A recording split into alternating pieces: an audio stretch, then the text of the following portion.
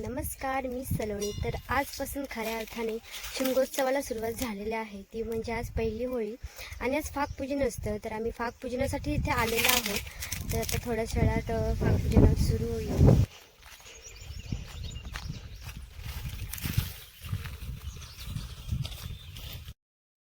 तर ही आहे आमची गँग. ही त्रिशा बेबी, घाबरू नका तिला. ही वेदिका, माझा पिये. वैष्णवी, आमची मम्मा. आणि आमचा नारळ फोडणारा माणूस मानव गावडे, जो माझा कधी कधी अंश आणि मानव दोन्ही पण नाव आहेत त्याची, जो कधी कधी पिय होतो. तर इथे होळी, आज पहिली होळी इथे असेल. ही होळीची तयारी करून ठेवलेली आहे. हा आहे आमचा फाग. शिमगा म्हणजे काय?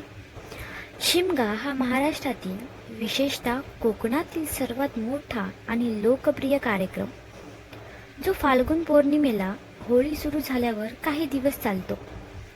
होलिका दहन, वाईटांवर चांगल्याचा विजय करून हा दिवस साजरा होतो. कोकणात ग्रामदेवतेची पालखी आणि जत्रांचा आनंद लुटून शिमगा साजरा केला जातो.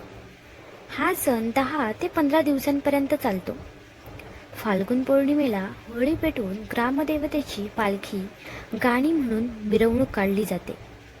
ग्रामदेवतेची पालखी सजवून त्यात रूपे म्हणजे देवाच्या मूर्त्या सजवून पालखी सहाणेवर आणली जाते, तेही ढोल ताशांच्या गजरात. आणि मग सुरू होतो पालखी नाचवायचा कार्यक्रम. शिमग्याच्या दिवशी आंबा किंवा ताडाच्या झाडाची होळी तोडून आणणे हे काम खूप जिकिरीचे असते आणि जबाबदारीचेही असते. गावकरी खांद्यांवरून हातांवरून माड नाचवत सहाणेजवळ आणून उभा करतात. मग होम करून भोवती गवत रचून पालखी प्रदक्षिणा होते. मग होम जाळला जातो. गावातील नवीन लग्न झालेली जोडपी या होमात नारळ देतात. तो एक महत्त्वाचा विधी असतो.